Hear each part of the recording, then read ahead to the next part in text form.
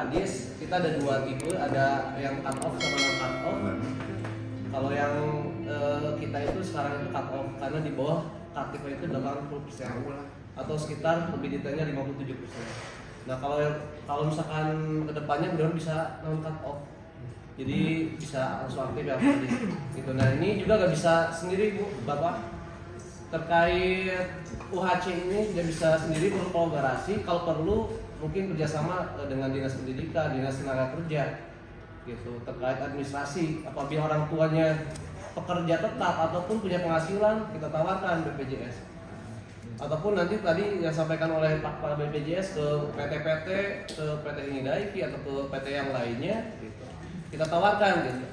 Jadi jangan mengandalkan mungkin nunggu pertolongan dari Bapak Kemensos hadir ke sini diwajibkan semuanya gitu. Tapi mudah-mudahan banget ke depan. Nah itu yang pertama. Yang kedua terkait ini yang paling sering diobrolkan di masyarakat terkait bansos. Nah tadi yang disampaikan oleh Pak Kabid terkait ground checking di sini itu Pak, kalau misalkan terkait bansos itu ada PKH, BPNT, dan BPJS, PBIJK gitu. Nah untuk desil PBIJK itu 1 sampai 5 Pak. Nah ini Pak aspirasi justru dari masyarakat, karena masyarakat mengiranya yang kedekatan RT, RW, kepala desa atau operator CNG itu yang mendapatkan bantuan. Justru Pak mereka itu menyampaikan aspirasi kepada kami Pak, supaya kemarin harusnya pas momentum ada grand checking itu desa itu dilibatkan Pak. Karena kemarin itu program itu dari Kemensos dan BPS. Kemensos itu diwakili oleh P3K dari Kemensos, pendamping PKH. Nah tetapi desa tidak dilibatkan Pak. Jadi kalau misalkan desa atau operator CNG itu Pak menyoret salah satu yang menerima bantuan Pak, kan tiap desa beda-beda Pak kuotanya. Yang menerima BPJS, PBJK itu berapa, di sini berapa. Nah kalau misalkan dari desa atau operator CNG nyoret Pak, mereka itu beban moral Pak. Tapi kalau mereka itu bareng ground checking bersama dengan Kemensos atau pendamping PKH bersama PPS, jadi mereka itu bisa sekalian gitu. Itu bahwa verbalnya dari Kemensos. Tapi kalau verbalnya dari desa operator CNG pasti mereka beban Pak, disalahkan gitu. Tapi kalau momentum kemarin pas ground checking operator CNG ataupun dari desa dilibatkan, insya Allah mereka itu justru ada kekuatan Pak untuk menyoret gitu. Karena mungkin sesuai aturan mekanismenya yang mengusulkan ke operator CNG, DTKS-nya diaktifkan dulu, terus untuk fotokopi KTP, KK dan lainnya gampang Pak.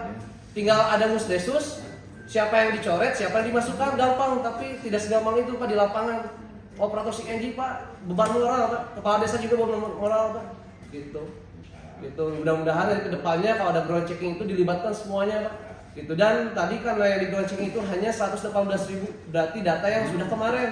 Nah harusnya Pak koordinasi dengan desa, karena mungkin yang 118.000 itu sudah ada yang bangkrut, sudah ada justru yang usahanya itu makin naik Pak.